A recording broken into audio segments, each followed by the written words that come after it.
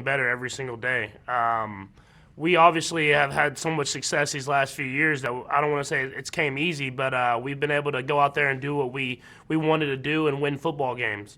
Well, this year, obviously, it hasn't been the same. Obviously, it looks bad right now. Everybody's looking down on us like the season's a throwaway, but there's still a lot of season left. If we continue to grow together, become a team, become the Kansas City Chiefs that everybody knows and loves, I think we can still go out and get whatever we want to get. So, I mean, look, he's right, obviously. 10 games left. I mean, this is a team that's accomplished a lot. You never want to rule them out. Louis, you are calling the Chiefs game on Monday Night Football, right here on ESPN. What is your concern level with Mahomes and the Chiefs at this point? Yeah, starting with the offense, Dan, look, I'm concerned about the offense, but I'm not sounding the alarm bells because I really do think that Andy Reid and Eric Bieniemy will get this squared away as far as Patrick's decision-making, Patrick's carelessness with the football, and they will put the clamps on that, and they will start to balance this offense out a little bit and understand that this big offensive line needs a little bit of a break as far as how they approach opponents, meaning they need to come off the ball a little bit more and run the football a little bit more, and then let their play-action passing game really work off of that, which is one of the best in the NFL, which I don't think people understand. Their play-action passing game is very effective, but they have to commit a little bit more to the running game in order for that to really get going, and I think this offensive line really needs that. Now, on the defensive side of the football, that's where my concern really, really, really lies, because the fact of the matter is this. They cannot rush the passer. Their effort is up and down as far as what you see on tape, especially from guys, like a Chris Jones, who needs to be dominant all the time. Not just on third down. I'm glad the experiment with him playing defensive end is over, but they need to pick it up on the defensive line for sure because they can look awful. They have changed some things at linebacker now as far as Nick Bolton and Willie Gay playing as their primary backers, especially when they go nickel. And then in the secondary, look, Dan Sorensen has no business being back in there in the back end anymore against teams that can throw the football, which is every team, which means he shouldn't be back there, period. They need to make sure that they take care of those things, rush the passer, play with better effort, make sure the linebackers are not confused and understand what they need to do, and in the secondary stop giving up big plays. That's a lot, but it needs to happen if they have any chance of turning this around. I mean, all I'm thinking is, other than that, Mrs. Lincoln, how was the play, right? I mean, there's nothing that can't be. How do they fix it, Bart? I mean, it goes back to the running game because the running game is the best thing for this team because it's going to protect that porous defense as well as the offense. And what Mahomes has to develop is understand that sometimes it comes slow, sometimes it comes fast. He has to understand that, listen, he has to take what the defense is giving him, death by 1,000 paper cuts. Make sure that, if they're going to play two high safeties and get out of there and respect Tyreek Hill and Kelsey over the top, then go ahead. You can go into fast tempo and get teams out of that stuff by just, running the football and throwing the ball to the running back side of the backfield as those linebackers, climb for depth. It's about taking advantage of what you do well and understand that you have to self-scout and have self-awareness and understand how teams are playing you conceptually, and you have to change the narrative by doing those small little things.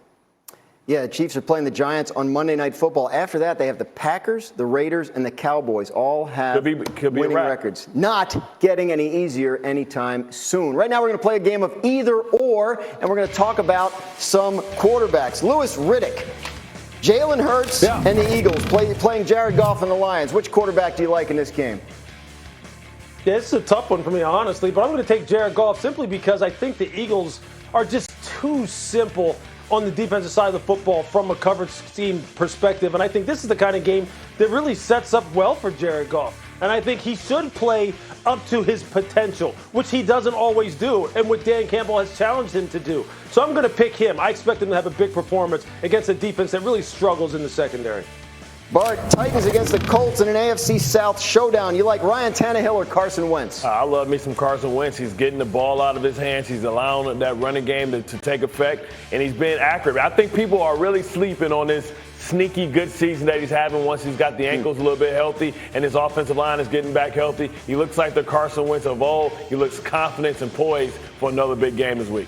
Louis, back to you. 49ers and the Bears. You taking Jimmy Garoppolo or Justin Fields?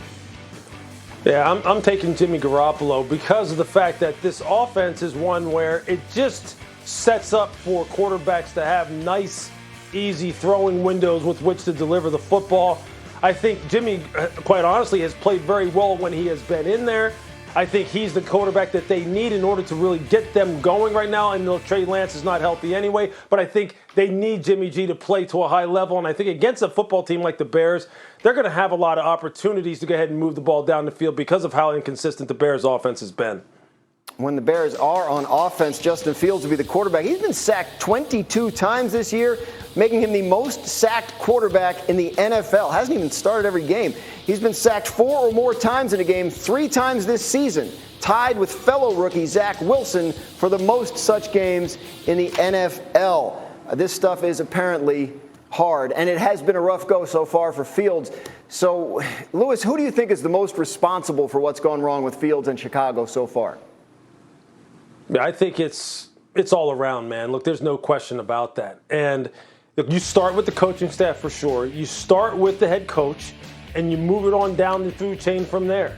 As far as, well, actually, you know what? You don't start with the head coach. You start with the general manager, okay? Let's just start there with the people who are putting together this football team because the offensive line is atrocious. The running game is not consistent. Running the football against the Detroit Lions obviously is much different than running the football against the Tampa Bay Bucks. And we saw that. We saw how different that looks. All right, and they have not been able to put together a football team that will really support a young quarterback who is still in the developmental stages like Justin Fields is.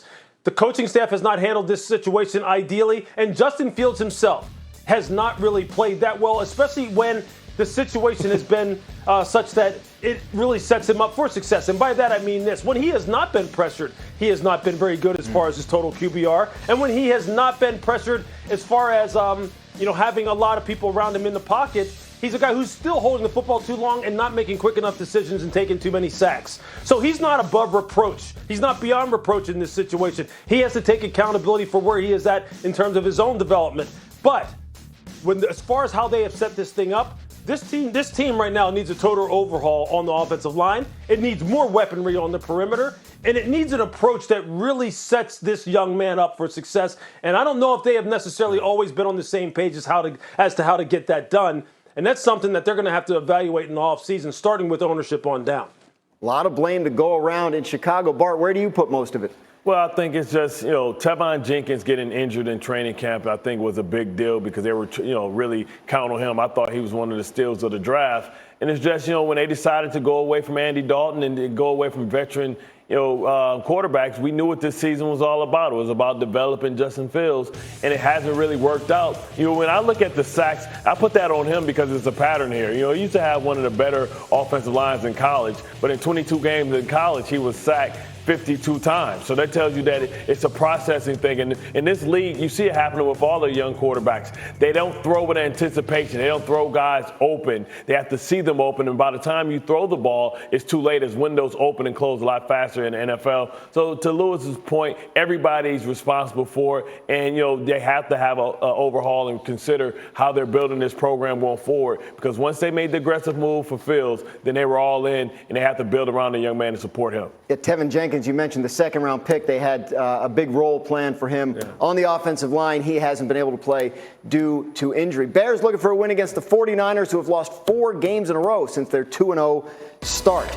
Our Saturday night football matchup presented by Capital One is another Big Ten battle. Number 20, Penn State, takes on number 5, Ohio State at The Shoe. 7:30 Eastern, 4:30 Pacific on ABC and the ESPN app. One app, one tap. Coming up on our show, ESPN's FPI and our friends in the desert.